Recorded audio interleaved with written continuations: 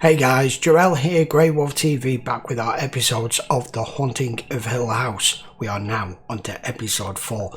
If you want a bit of a recap from the last one, it is on the end of the previous episode. However, what I will say is Theo, her name I think, is such a perceptive child and now woman who pretty much helped a little girl in trouble in the last episode who was showing all the signs of what appeared to be her terrified of a ghost or some sort of presence, and it turned out it was completely nothing to do with that. The little girl had thrown up a load of walls and no one was listening to her, and she pretty much figured out that it was her foster parent father who was abusing her down in the basement on that sofa. It was a fabulously well written and executed episode, and I'm loving this series. So I'm not going to go into it any more than that. I'm just going to let the story continue and progress. I want to know more about these separate bank accounts that they all seem to have that we know nothing about at the moment. And the end of the episode showed what appeared to be the father being quite violent, but there was only 2 or 3 flashes of it. So I am wondering whether the mother really did kill herself or not. Let's go find out. This is episode 4. You know, I get a little older, I start messing around with liquor and drugs, and was going down all the wrong routes, you know. I actually don't know what I want to say here. You know, I've never had this much time before. 90 days. That's him, the man I saw in the basement. Well, your mother and I searched the entire basement, pal, and there's nothing down there. This house is bad, Dad. It's bad. Can I have the hat? I think it's too big for you, honey. I don't know. You'll grow into it. It's huge. You like it? He loves it. Well, how do you know that? It's a twin thing. I've even robbed my asshole of a father, though that one doesn't exactly keep me up at night. Try stealing morphine from your mother on her deathbed. Something's bothering you tonight. What could possibly be bothering me in a place like this?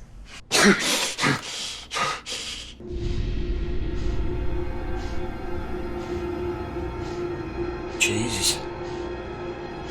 As you've all heard by now, Joey chose to leave treatment in the middle of the night. Whoa. This is what happens when we forget why we're here. We can get real close to people in recovery. We're friends. And I'm not saying this about you, Luke, is we can start to hang our recovery on someone else instead of on ourselves. And you lean too hard on another addict? Well, shit. We didn't all end up in here because we're so reliable. Luke? I had a moment last night, one of those. I just want to make sure that you're okay.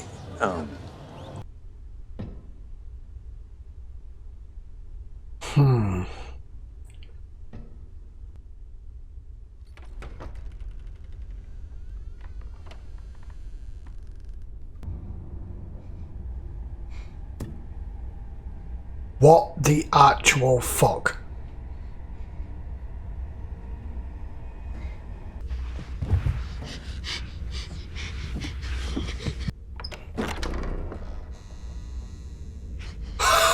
Oh, my heart stop. My heart now be like ba-bum, ba-bum, ba-bum, ba-bum, ba-bum, ba-bum, ba-bum.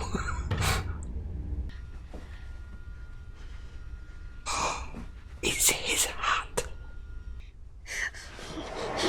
Arse.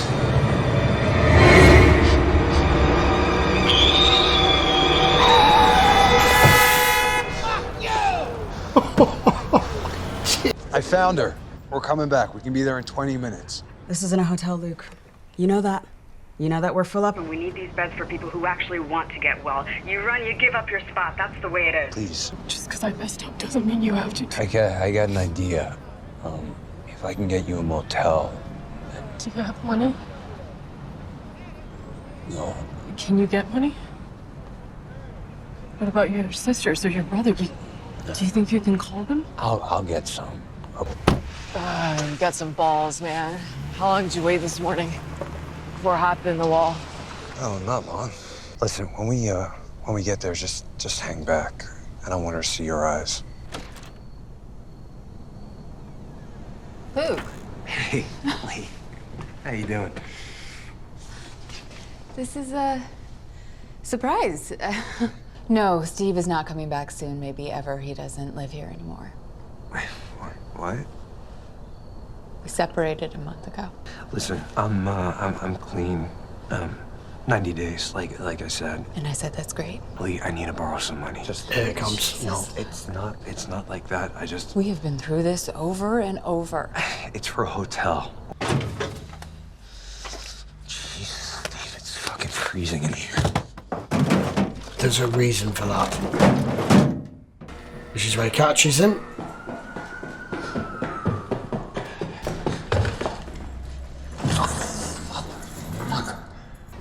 Oh God, I saw him walking in. I thought we were fucked. It's all good. Where are we? 7? Yeah, almost. It's a few more blocks. I want a clean hotel, no junkies on the sidewalk. Man, I don't know if I'm making another couple blocks to that place. I'll just pop into the little junkies room and be back in a minute. This is to gain your confidence. Right.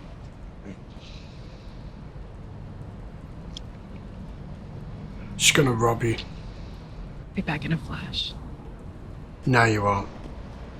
Come on, let's keep going. I think she's took your money and run. Joey! Well, I mean, it doesn't even matter that she's a girl. I know what junkies are like. There he is.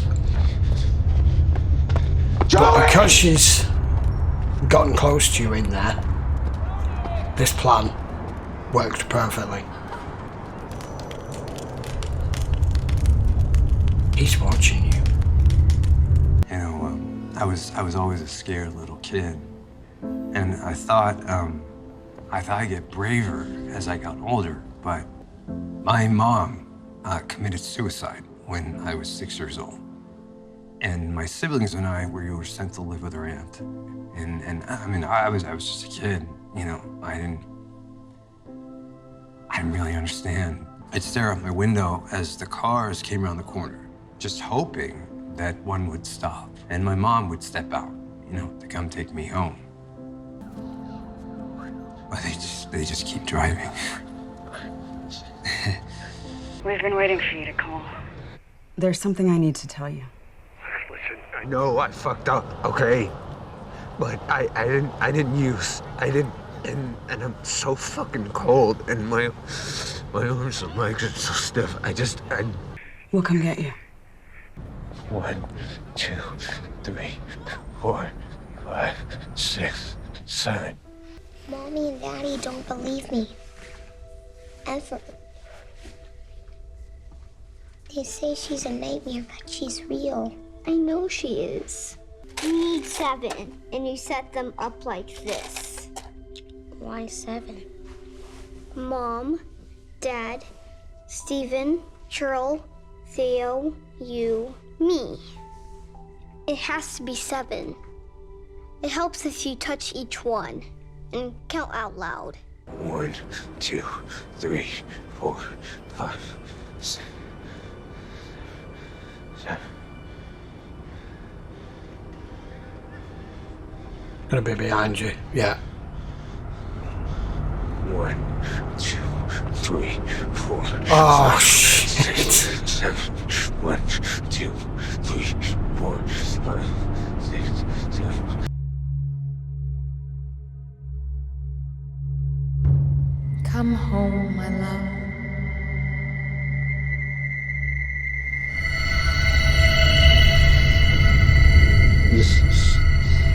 What? She's telling him to die as well. You gotta come with me, look. What? It's Nell. Hell. It was suicide. Yeah. Baby.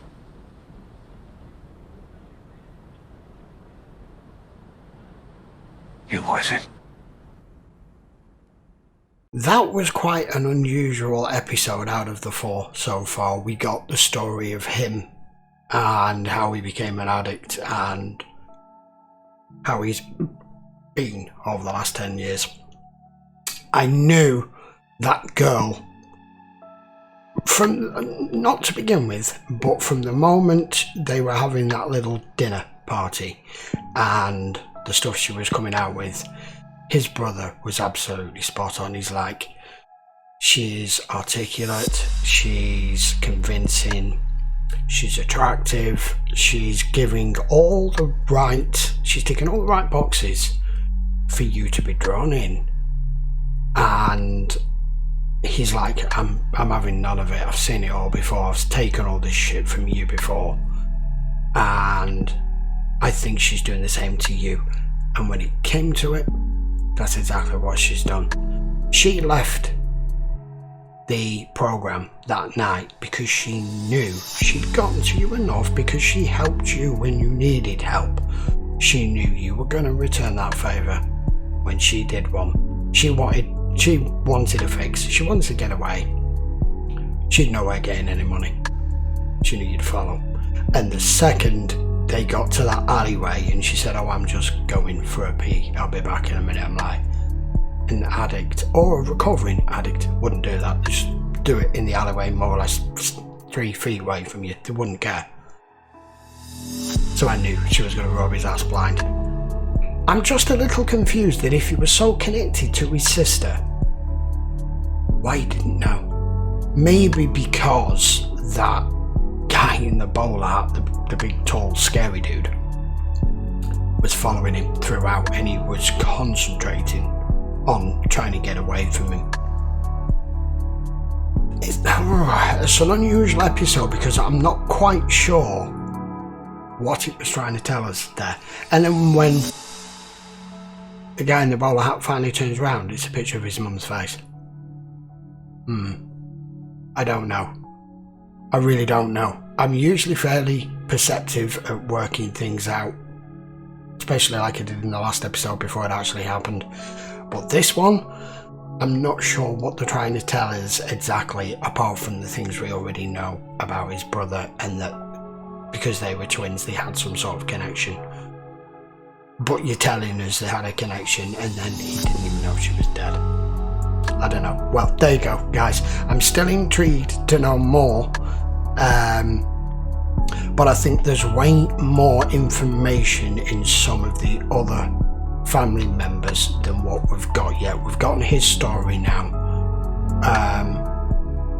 We've had Joey's story. I want to go to another one now. Right, that will do. That is episode 4. I will be back for episode 5 next week. I hope you enjoyed that, guys. It was, I'll tell you what I will say before I go. The scene with him as a little boy when he goes under the bed, in fact just before he goes under the bed, he opens the door and we first see the guy in the bowler hat and he's just hovering down the hallway. I've had a similar experience of something similar to that when I was young, and that made the hair stand up on my back and my neck, because I'm like, oh my god, that's, you know, it's creepily similar to what I remember. That's what I like about this series. It's not gore, it's not in your face, it's not even massively jump scare horror. It's spooky and it's disturbing.